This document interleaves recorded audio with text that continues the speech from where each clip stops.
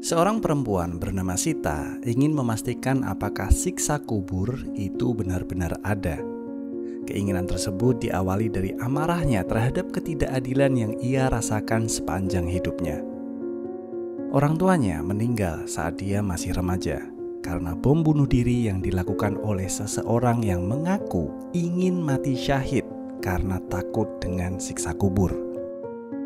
Kakak laki-lakinya yang bernama Adil menjadi korban pelecehan seksual oleh donatur utama sebuah pesantren di mana mereka tinggal setelah menjadi yatim piatu.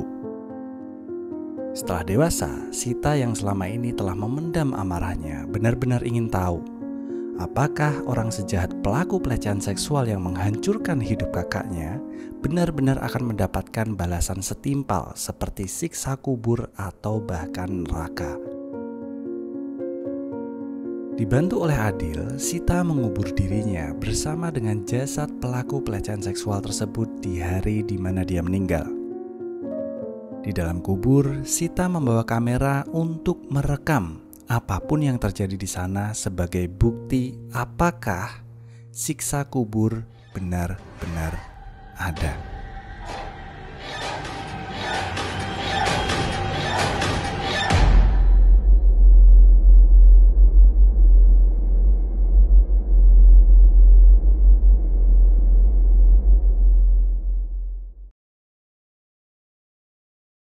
Itu tadi adalah sinopsis singkat yang aku dapatkan dari setelah menonton film Siksa Kubur di bioskop. Ya, baru aja aku selesai nonton filmnya, aku langsung tulis skripnya dan sekarang aku langsung bikin videonya. Karena aku bikin video ini dengan kondisi di mana experience atau kesan-kesan dari film tersebut masih benar-benar nempel dan berasa gitu. Karena di sini aku nggak akan ngomongin film ini dari segi teknis dan sebagainya karena itu bukan ranahku. Di sini aku akan lebih menceritakan tentang kesan-kesan yang aku dapatkan setelah nonton filmnya di bioskop. Ya, buat kalian yang belum nonton mungkin ini bisa jadi rekomendasi film buat kalian, dan buat kalian yang sudah menonton filmnya di bioskop mungkin ini bisa jadi diskusi gitu ya tentang bagaimana kalian melihat film tersebut. So, aku akan mulai untuk menceritakan poin-poin dari kesan yang aku dapatkan dari film Siksa Kubur.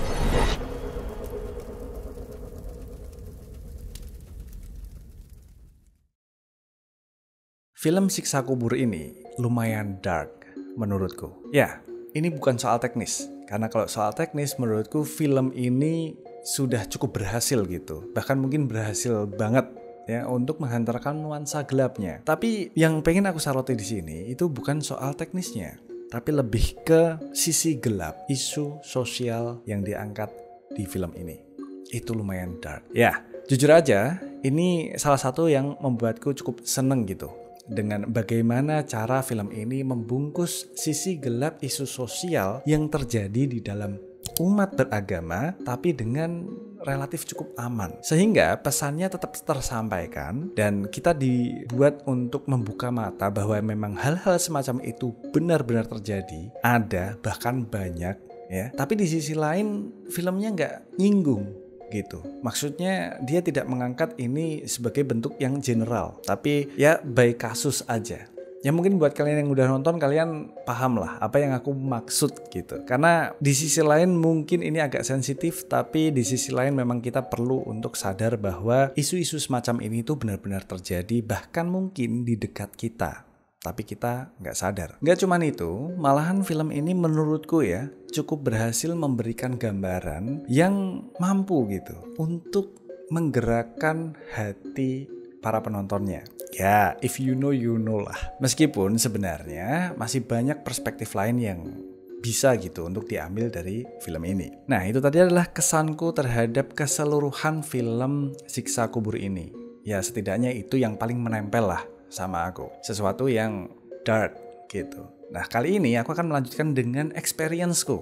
Experience ketika aku nonton filmnya dan experience ketika aku selesai menontonnya. Apa kira-kira yang aku dapatkan dari film tersebut? Poin yang pertama adalah ketika aku nonton film ini, aku berpikir gitu, akhirnya ada film horor Indonesia yang gak perlu pakai kuntilanak dan pocong tapi tetap serem. Ya meskipun di sini tetap ada pocongnya, tapi bukan setan pocong gitu loh. Ngerti kan maksudnya? Bukan setan pocong, karena jujur aku udah bosen gitu sama setan yang itu aja, kayak kuntilanak, pocong lagi, nanti tuyul, genderuwo dan sebagainya. Tapi di film ini itu nggak ada setan, kuntilanak, pocong, tapi tetap serem aja. Ya aku tahu sih sebenarnya adalah film-film sebelum film Siksa Kubur ini yang itu tuh emang udah nggak ada kuntilanak dan pocongnya, tapi tetap serem. Yang pengen aku omongin di sini adalah akhirnya gitu, aku menikmati film-film horor Indonesia yang mereka mulai explore lebih jauh tentang hal-hal menyeramkan yang ada di Indonesia. Jadi nggak cuman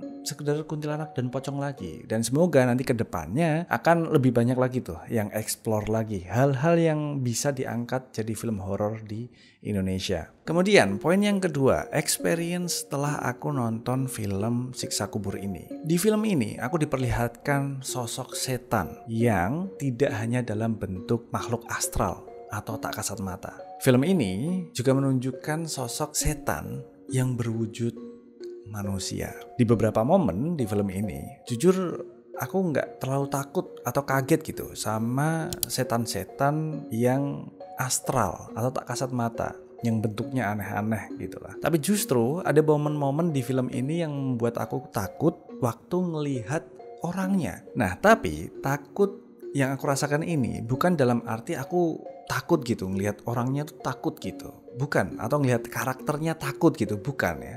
Tapi lebih ke aku takut gitu kalau aku sadar ternyata aku memiliki beberapa sisi yang sama dengan orang-orang di dalam film tersebut. Ya, sekali lagi, if you know, you know. Poin yang ketiga, salah satu hal yang paling menyeramkan di film ini atau terasa menyeramkan dari film ini adalah film ini terasa sangat relatable menurutku. Kenapa? Karena ya tadi, isu-isu yang diangkat, isu-isu sosial yang diangkat di film ini itu beneran terjadi, pernah terjadi, dan jumlahnya tidak sedikit. Mungkin di film ini isunya itu kayak digambarkan sangat berat gitu ya, dan untuk berpikir mungkin itu terjadi sama kita tuh kayak terlalu jauh gitu. Tapi kalau melihat dari apa yang terjadi di dunia nyata, sepertinya isu ini tuh nggak terlalu jauh gitu sama kita. Ya, kalau dipikir lagi, kita, keluarga kita, orang-orang terdekat kita, anak kita mungkin bisa jadi korban salah satunya. Semakin itu dipikirkan, semakin itu jadi menakutkan. Kayak ancaman dari para setan berwujud manusia ini, itu tuh terasa terlalu nyata gitu kalau cuman hanya sekedar dianggap sebagai sebuah film. Dan poin terakhir, yaitu poin keempat. Dari film ini, setelah aku menonton film ini ya, yang paling melekat di kepalaku adalah satu hal, yaitu mungkin sebenarnya hal-hal paling menyeramkan itu tuh tidak terdapat di tempat-tempat seram atau tempat-tempat angker. Malah justru beruntung untuk kita kalau misal emang hal-hal menyeramkan itu hanya ada di sana dan hanya terjadi di sana, tapi sayangnya enggak. Menurutku, hal paling menyeramkan yang ada di dunia ini itu justru malah sebenarnya selalu mengikuti kita setiap menit, setiap detik, setiap jam, setiap hari. Ya, hal yang paling menakutkan itu sebenarnya adalah kematian. Ya, konklusinya film ini sangat recommended untuk kalian semua. Sebagai film horor, film ini layak sekali untuk sebagai salah satu list yang harus ditonton oleh para pecinta film horor gitu, khususnya di Indonesia ya. Karena tingkat kehororannya menurutku ada di level yang cukup tinggi dan memberikan experience yang sangat cukup kental ya, dan gelap tentunya. Jujur aku senang banget sama film ini. Mungkin akan masuk ke salah satu list film favoritku, film Siksa Kubur by Joko Anwar. So buat kalian yang belum nonton, silahkan tonton aja, gak usah ragu-ragu. Kalian akan mendapatkan experience baru dari film ini. Dan buat kalian yang udah nonton, ya diem-diem aja. If you know, you know lah. Kalian Bisa buat diskusi di bawah buat kalian yang udah nonton, kira-kira filmnya seperti apa menurut kalian. Oh iya, satu lagi, mungkin ini lebih ke pesan secara umum aja ya. Buat kalian yang pengen nonton atau mau nonton, pesanku satu aja. Jangan ajak anak kecil atau anak di bawah umur buat nonton film ini. Serius. Karena di filmnya sendiri aja itu udah ada tulisannya untuk 17 tahun ke atas. Jadi jangan bawa anak di bawah umur 17 tahun. Karena apa? Ya, waktu aku nonton, di depanku persis itu ada ibu-ibu bawa 4 orang anak laki-lakinya. Yang dimana itu aku udah yakin yang paling kecil aja itu kayaknya masih umur 4 tahun atau 5 tahun. Nonton film yang begitu. Ya mungkin biar nonton tuh siksa kubur kayak gitu nak, jadi jangan berani sama orang tua. Mungkin maksudnya gitu kali ya. Tapi sepertinya permasalahan orang tua tidak diangkat di film itu. Jadi kayaknya nggak perlu gitu. Ini terlalu eksplisit untuk anak kecil. So, itu dulu aja video kali ini. Terima kasih buat kalian semua yang udah nonton. Bye.